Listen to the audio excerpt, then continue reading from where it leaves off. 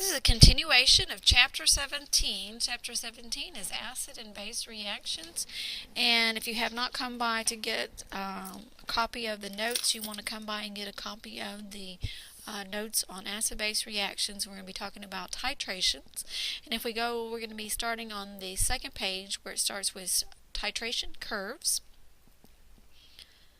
And we're going to be talking about titrating a strong acid with a strong base. So this is going to be strong. So this is going to be a little bit shorter lesson because these are the easier type of problems.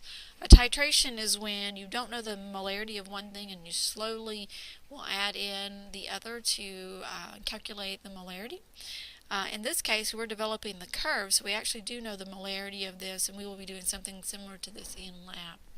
Okay, so we're going to be doing strong versus strong. So what we have in our beaker right now, or actually in our Erlenmeyer flask, we have 50 milliliters of a 0.1 molar hydrochloric acid. And we're going to slowly add in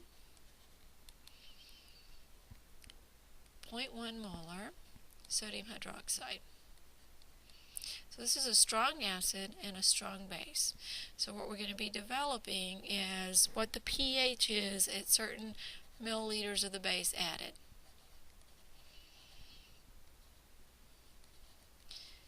And we'll be putting this on our x-axis,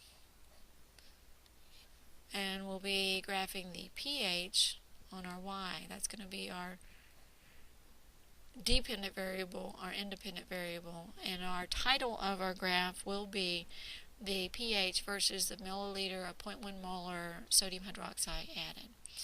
So we've got a few points listed here, and I am going to only do the 2 points, and then you're going to do the rest. We broke them together, broke them apart in class. But I'm going to have you, if you were absent, to complete the chart and do this as part of your homework.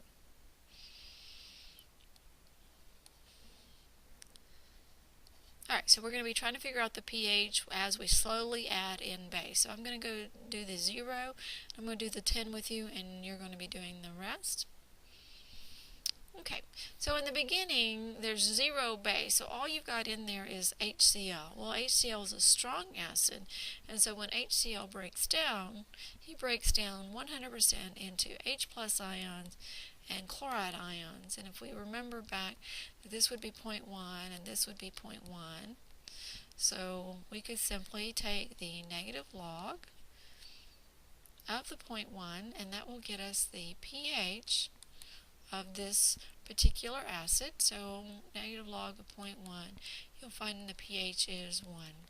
So strong acids or strong base is very easy to find. The 0 of nothing else being added, simply going to be 1. Alright, so now we're going to begin. So that was a very simple at the 0 mark. Now we're going to get an acid-base reaction. So we're going to get hydrochloric acid plus sodium hydroxide. And we're going to do one arrow because it is an acid and base. We're going to get sodium chloride and water being made. And we're going to do the net ionics. This will break apart. This will break apart. This will break apart. And this will box. This is going to be a Rica. And the difference between a Rica and a rice. A Rica is going to require this to be in moles. Real important for this to be in moles. So how do you find moles? Well, you take your molarity times your liters.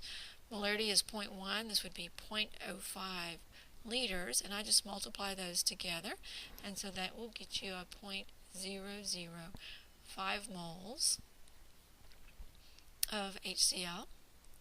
I'm doing the 10 milliliter mark, so if I take 10 milliliters, so we'll go ahead and write this here. We can see it. 10 milliliters of 0.1, so we could figure this out as 0.001 moles. Beginning, this is 0, and this is going to be 0. And we're going to make the smallest go away, just like we did with those other problems. This could be a way to do limited reactant. Goes away.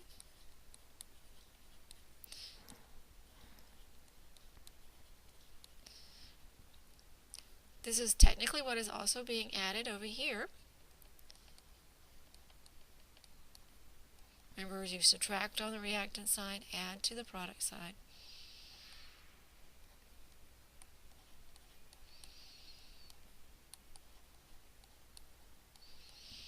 Alright, so I'm going to actually show, we're going to get rid of our spectators. Can you see that Cl, Cl's here, NA's here, NA's here.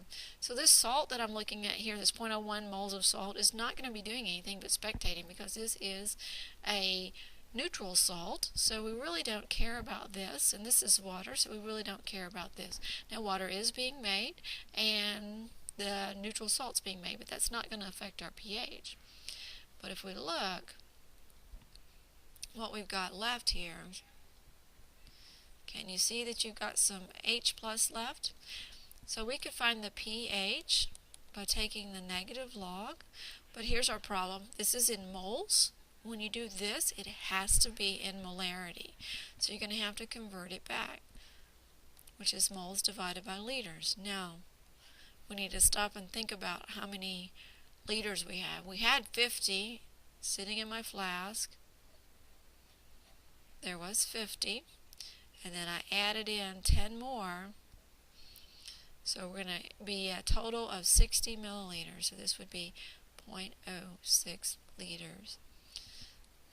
So that's going to be my molarity. So negative log of that, and I will find that this will be 1.18. So my pH is 1.18.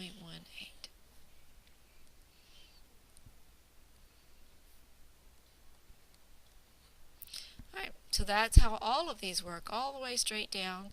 What we're going to see, if after a certain point you're going to have more OH, and then you would have to find the POH, and then subtract it from 14. So once you develop your curve, you're going to graph it. You're going to label milliliters of 0.1 molar NaOH. You're going to put your pH here, and you're going to draw your curve. Your curve should look something similar to that. So, and then there's going to be some special point here that we'll address on the next PowerPoint. So this is strong versus strong titration curve, not really hard. Key is it is a RICA. You're going to convert to moles, make the smallest go away. You're going to either have some extra H plus or OH, and you're just going to change it back to molarity and take the negative log. That's pretty much all of this lesson.